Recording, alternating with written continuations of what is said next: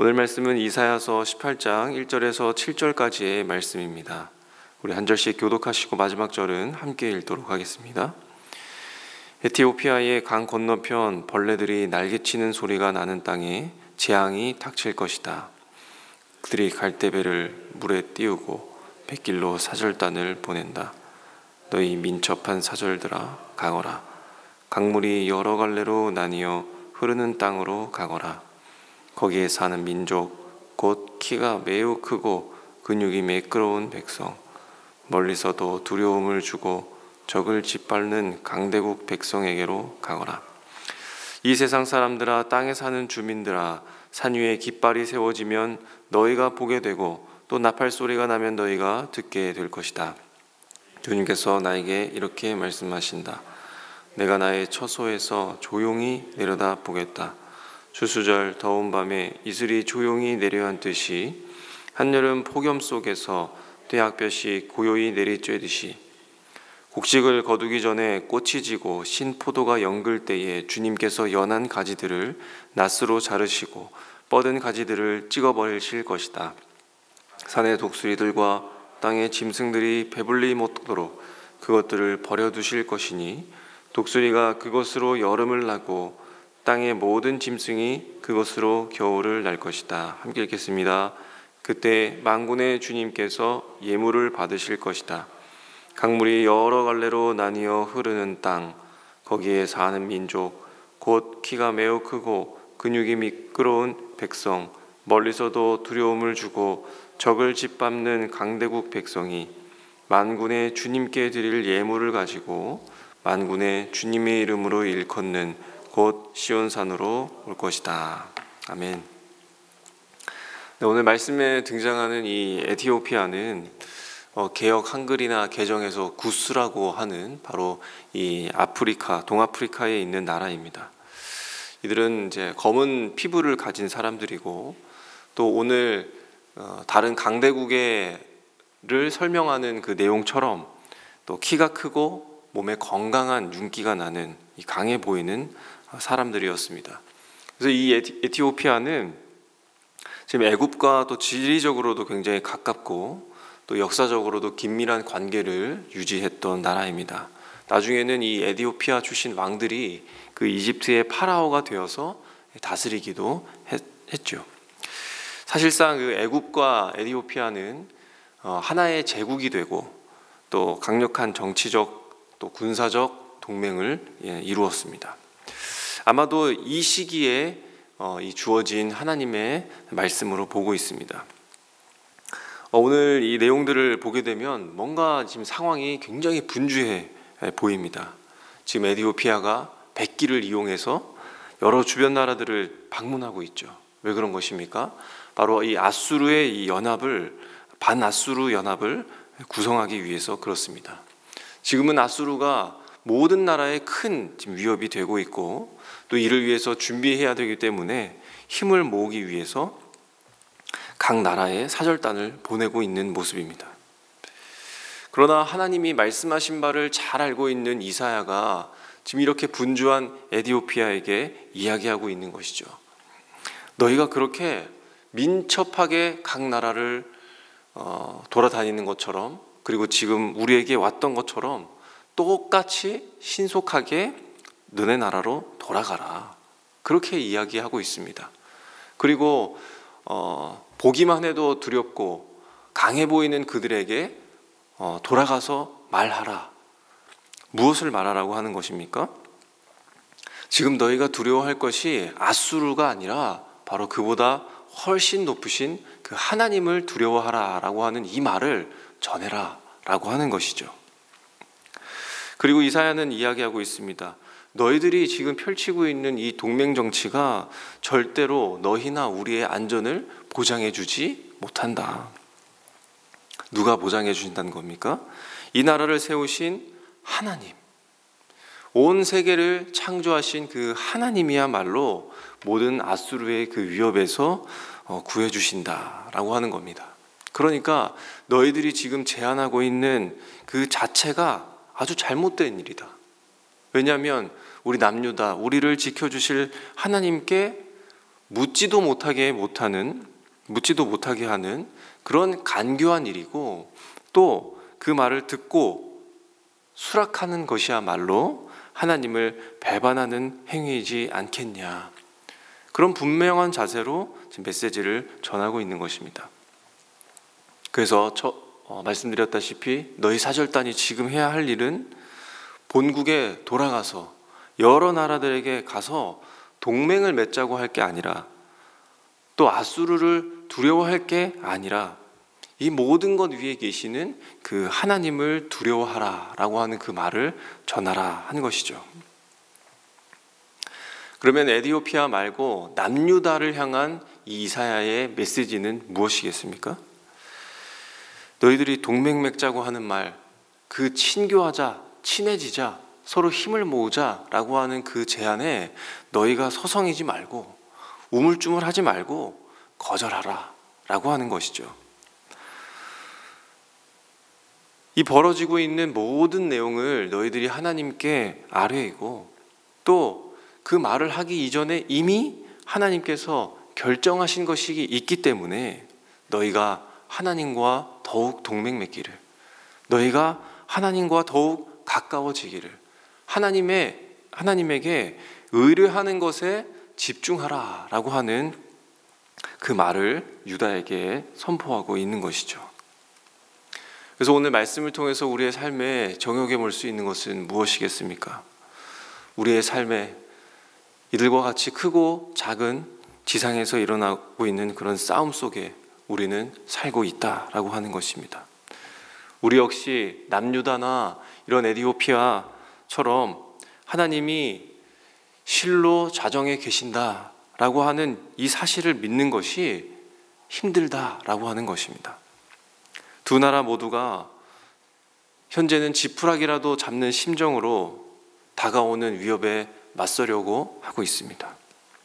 그리고 우리 역시 나보다 조금 더 강한 것에 동맹을 맺어 싶어 하고, 또 체결해서 대항하려고 하는 그런 모습들이 우리에게도 동일하게 있다라고 하는 것입니다. 그런 자들에게 이사야는 말하고 있습니다. 너희를 지켜줄 그 실제가 과연 무엇이냐? 그것이 무엇인가를 생각해 보라 하는 것이죠.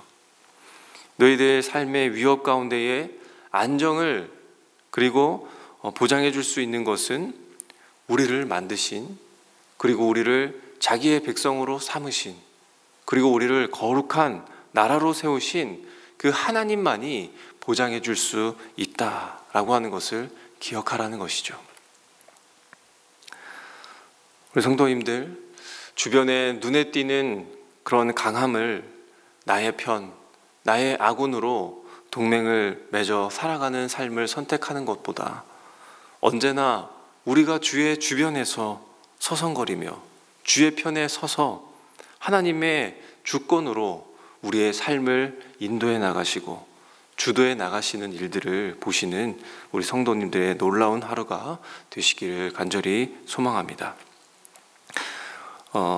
다음으로는 우리 삶의 고난의 그 순간에 또 우리는 힘에 이끌리는 삶을 선택하는 우리 인간의 나약함이 있다라고 하는 것입니다.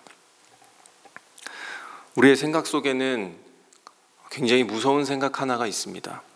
지금 이 순간, 그리고 이 큰 문제에 대해서는 하나님도 별 수 없다라고 하는 우리의 생각들입니다. 그리고 현실은 우리가 가지고 있는 믿음과는 굉장히 다른 문제로 바라보게 되는 우리의 완악함도 함께 보게 되는 것입니다. 하나님은 인간의 이런 나약함 그리고 완악함을 동시에 다루어 가시는 일들을 계획하시는데 바로 조용히 내려다 보신다라고 하는 것이죠. 가만히 두신다, 침묵한다라고 하는 겁니다. 지금 에디오피아나 유다는 굉장히 긴급한 상태입니다. 그리고 느긋한 상태가 아닙니다. 3절에 보시게 되면 산 위에 깃발이 세워지게 되고 그리고 나팔 소리를 듣게 된다라고 합니다. 이사야가 계속해서 예고했고 또 유다가 염려하던 일들의 그 시작을 알리는 것이죠. 그런데 이런 급박한 상황 속에서도 하나님께서는 왜 침묵하시고 바라만 보고 계시는 걸까요? 문제가 발생하거나 또 사건이 시작될 때에는 보통 하나님께서 이스라엘 백성들에게 늘 말씀해 주시는 일들이 많았습니다. 그것이 경고의 말씀이든 주의를 주는 말씀이든 그 말씀이 주어져야 하는데 지금은 평소와 다름의 이상함을 감지해야 되는 것이죠. 아이들에게도 말보다는 이 침묵으로 훈육할 때가 있습니다. 그 침묵 속에서 자기 행동을 돌아보고 스스로 파악하고 잘못된 것을 반성하게 하는 훈육의 방법이죠. 남유다와 그리고 그 히스기야 왕 역시 이 하나님의 침묵을 통해서 무엇을 갖게 하시는 것입니까? 회개할 기회를 갖게 해주시는 것이죠. 아, 내가 다시 하나님을 외면했구나.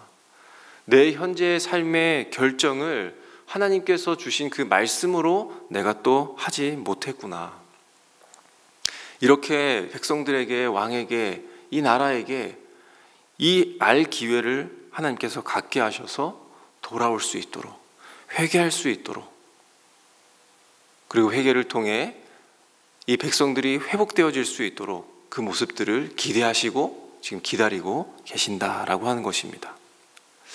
하나님의 이 침묵은 우리의 삶에 잘 드러나지 않죠. 그러나 아수르의 이 강력한 군대의 움직임이나 이 에디오피아의 이 발빠른 움직임은 우리의 시선을 끕니다. 우리의 주목을 충분히 가져갑니다. 그래서 우리의 인생 가운데서는 그렇게 주목받는 것이 굉장히 강하게 느껴지고 또 주목 끌지 못하는 것이 나약함을 상징한다라는 생각을 갖게 되는 것이죠. 그러나 이사야가 말씀하고 있는 것은 무엇입니까? 바로 이 하나님의 침묵하심, 그 침묵하심에 주목하라라고 하는 것입니다. 그 이유가 이제 4절 이하에 나오는 말씀이죠. 유다야, 에디오피아야, 이슬이 내릴 때에 요란하게 내리더냐. 태양이 뜨고 내리쬐 때에 거창하게 그 나팔 소리를 내면서 임하더냐. 아니지 않느냐. 이것들은 단지 나타날 수밖에 없는 아주 불가피한 현상들 아니냐. 하나님이 그처럼 너희에게 오신다. 하나님이 그 때를 기다리다가 오신다. 그래서 오셔서 어떻게 된다는 겁니까? 곡식을 수확할 때쯤에, 그리고 열매를 맺을 때쯤에 가위를 가지고 와서 열매 맺지 못한 싹을 자르고 잎사귀를 쳐내고 가지를 분리해서 건실하게 여문 포도가 잘 자랄 수 있도록 해주듯이 지금 그 역사에 개입하신다라고 하시는 겁니다.